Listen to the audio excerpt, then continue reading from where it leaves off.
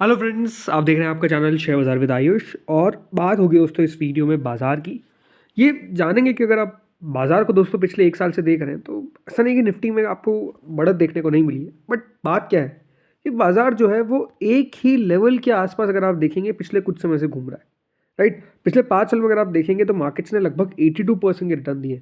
लेकिन अगर आप लास्ट 6 महीने को देखते हैं तो बाजार जो है वो सिर्फ 2.67% बढ़ पाया है। और लगातार हम क्या नोटिस कर रहे हैं कि मार्केट जो है वो एक ही लेवल के आसपास दोस्तों लगातार हमको घूमता हुआ देखने को मिल रहा है। 26,000 के ऊपर तो निफ्टी दोस्तों ज़रूर गया है, बट अपने आप में वो जो तेज़ी है उसका कह सकते हैं कि एज सच कोई बहुत ज़्यादा मज़ा आया हो, लोगों की पोर्टफोलियो अपने आप में काफ़ी बढ़िया करे हो, ऐसा नहीं हो पा रहा है। तो इसके बारे में इस वीडियो में चर्चा करेंगे और ये भी समझेंगे कि दोस्तों क्यों हमारे मार्केट्स जो है वो अंडर परफॉर्म करते हुए देखने को मिल रहे हैं। राइट, अंडर परफॉर्म करते हुए देखने को मिल रहे हैं। और किससे अंडर परफॉर्म करते हुए देखने को मिल रहे हैं? Like US specifically. Because US का बाजार तो बहुत बढ़िया करता हुआ देखने को मिल रहा है, बट हमारे बाजार उसके सामने कुछ नहीं कर पा रहे।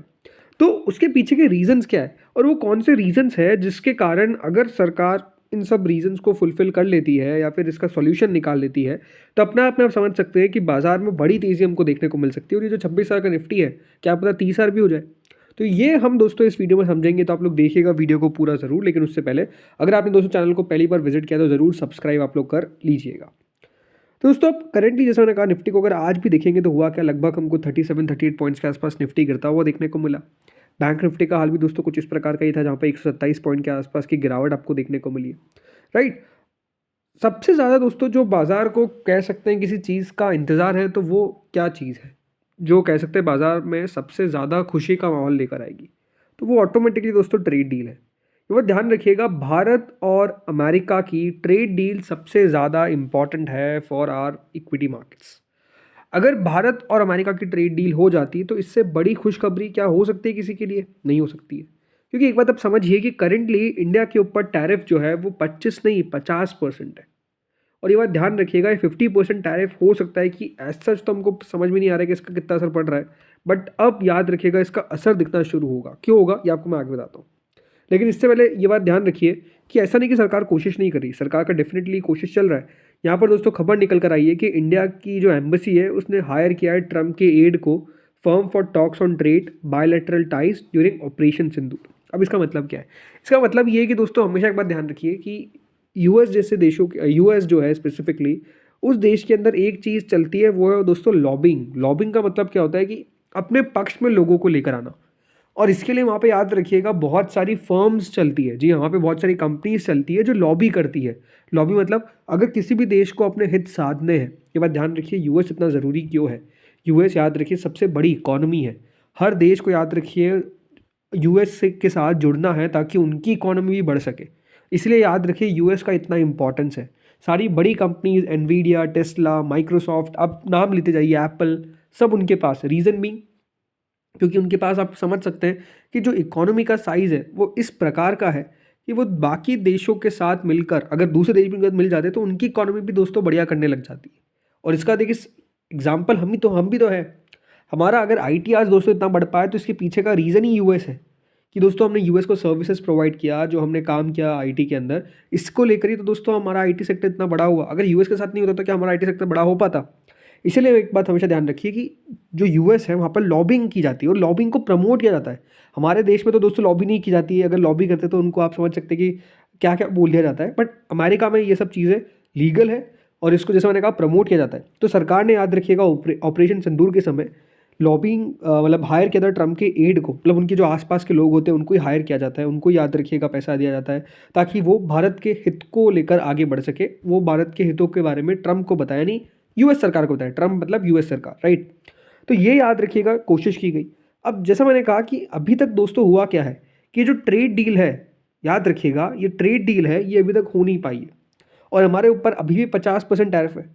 प्लस जो यूएस का प्रेसिडेंट है डोनाल्ड ट्रम्प, वो तो ये भी कह रहा है कि अगर रशिया से तेल लेना बिल्कुल बंद नहीं करोगे तो मैं टैरिफ और बढ़ा दूंगा। राइट, अपने आप में स्टेटमेंट आता हुआ देखने को मिला। और जैसा मैंने कहा अब इसका जो असर है वो भी आपको देखने को मिल सकता है। क्यों? क्योंकि अभी हमारे पे याद रखिए टैरिफ 50% है। और अब दोस्तों समर एक्सपोर्ट सीजन जो है वो आने वाला है। और होगा क्या, क्योंकि अभी भी टैरिफ को लेकर अनसर्टेनिटी है। 50% है और ऐसा लगा था कि 50% टैरिफ जो है वो जल्द हट जाएंगे, बट अभी तक दोस्तों समय बीतता जा रहा है, समय बीतता जा रहा है, बट ट्रेड डील नहीं हो पा रही है। और इसीलिए दोस्तों जो स्प्रिंग समर्स एक्सपोर्ट सीज़न है इंडिया के अंदर, याद रखिएगा वहाँ पर अब प्रॉब्लम है कि कितना टैरिफ वो पे करे। और इसीलिए दोस्तों हो सकता है कि भारत जो एक्सपोर्ट करता था पहले, उसमें कमी देखने को मिले। जो भारत अमेरिका में अपना सामान बेचता था उसमें कमी देखने को मिले, राइट। ये अपने आप में एक प्रॉब्लम हो सकती है। देखिए पूरी रिपोर्ट क्या है। रिपोर्ट ये है कि इंडियन एक्सपोर्टर्स लगातार प्रिपेयर कर रहे हैं स्प्रिंग समर शिपमेंट्स के लिए, जो यूनाइटेड स्टेट्स जाती हुई देखने को मिलेगी, लेकिन एनजाइटी फैलती हुई नजर आ रही है। यानी अपने आप में अभी आप कह सकते हैं जो फैक्ट्री फ्लोज है और जो बोर्ड रूम्स है वहाँ पर ये प्रॉब्लम चल रही है कि कितना टैरिफ जो है वो पे करे। ऑर्डर बुक्स जो है वो इसलिए क्लियर नहीं हो पा रही है, रीज़न बीइंग कि जो लेगा उसको भी तो याद रखिए महंगा पड़ेगा सामान। तो इसलिए दोस्तों अपने आप में जो इंडियन गुड्स है वहाँ पर जा पाएंगे कि नहीं जा पाएंगे, ये प्रॉब्लम अगर दोस्तों याद रखिए रहेगी तो होगा क्या, होगा ये कि लोगों का एम्प्लॉयमेंट जाएगा। कंपनीज दोस्तों जितना सेल करती थी वो सेल नहीं कर पाएगी, कंपनीज को घाटा होना शुरू हो जाएगा। तो आप समझ सकते हैं कि एक्सपोर्ट कितना इंपॉर्टेंट है इंडिया के लिए यूएस को करना। भले ही आप याद रखिए यूएस कहता है कि हम डिफिसिट में है, बट ये बात ध्यान रखिए ये तो हमारे इंडिया के लिए तो फेवरेबल है ना। और अभी तक जब तक जैसे मैंने कहा ये क्लियर नहीं हो पाएगी सिचुएशन, इसका असर पड़ रहा है किस पर, बाजार पे, राइट। इसका असर किस पर पड़ रहा है, सीधा बाजार पे। अब एक बात नोटिस करिए, जो यूएस का डाउ जोन्स है पिछले एक साल में कितना बढ़ा है, 16%। हमारा बाजार कितना बढ़ा है एक साल के अंदर, देखिए सिर्फ 10%।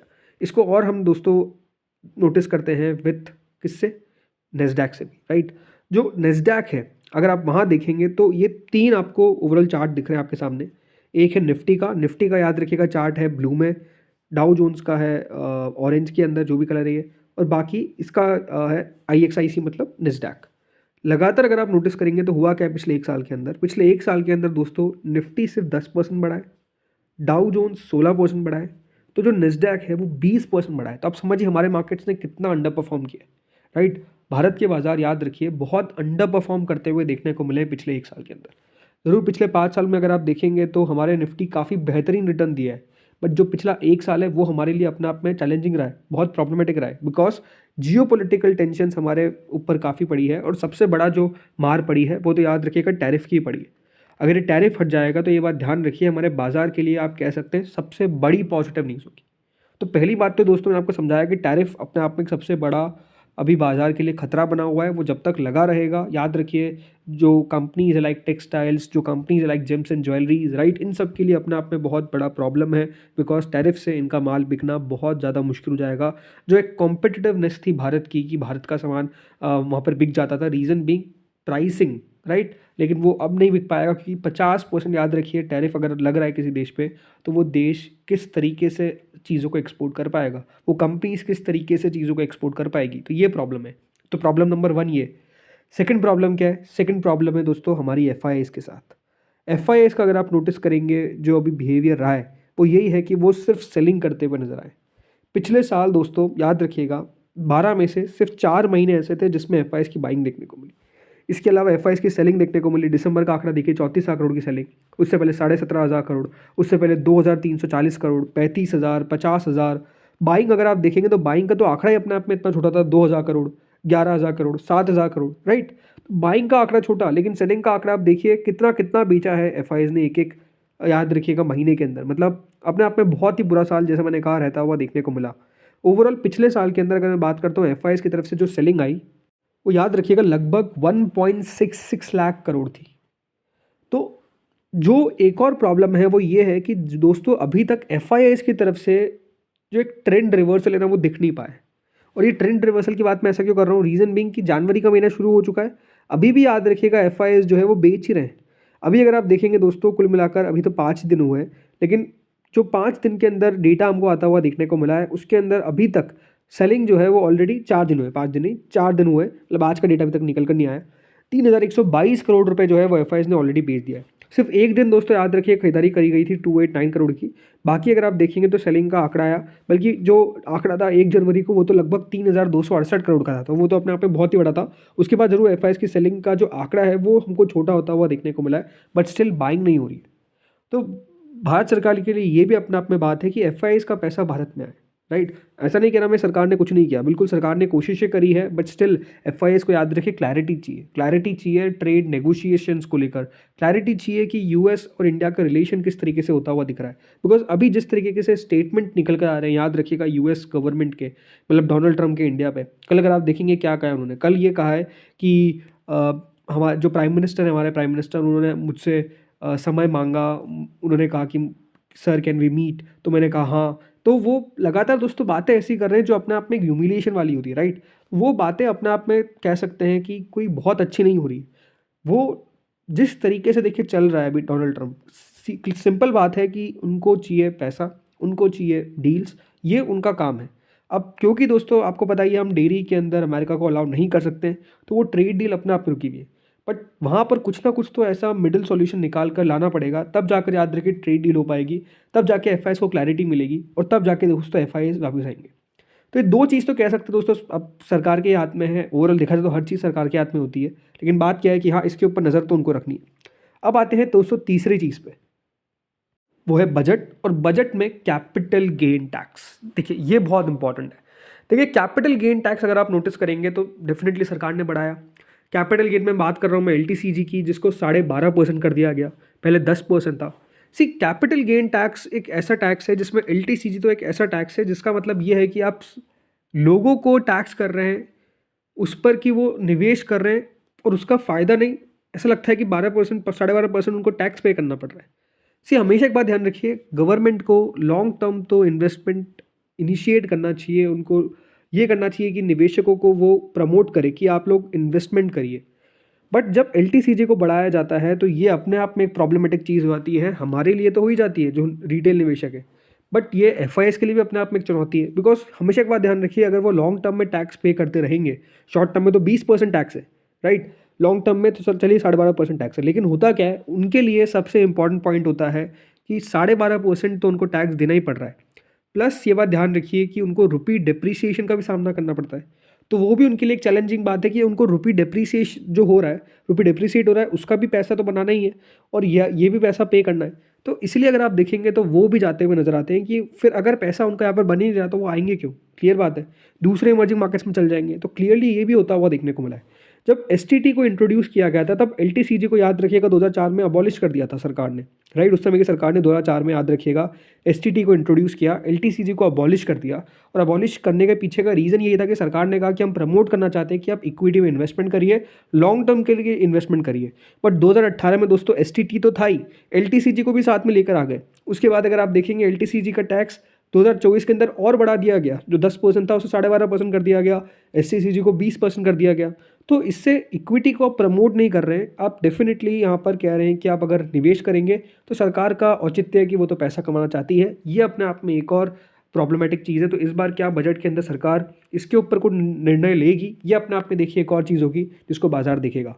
तो ये तीनों चीज़ दोस्तों अगर क्लियर हो जाती है तो अपने आप में आप समझ सकते हैं कि मार्केट्स के लिए जो मेजर नेगेटिव न्यूज़ है वो गायब हो जाएगी, और फिर दोस्तों बाजार जो है वो डेफिनेटली तेज़ी से आपको ऊपर जाता हुआ दिखेगा। तो अब देखते होता क्या है, आप लोग बताइए कमेंट सेक्शन में, आप लोगों को लगता है कौन कौन से वो कारण है जिसके कारण बाजार नहीं बढ़ पा रहा है, या फिर जिस तरीके की तेज़ी होनी चाहिए, राइट। पोर्टफोलियोज आप अपना कमेंट में बताइए कि आपको क्या लग रहा है कि आपका पोर्टफोलियो बढ़ भी पा रहा है या नहीं बढ़ पा रहा है, बताइए कमेंट सेक्शन में। इस वीडियो में इतना ही था। Thank you friends for watching this video.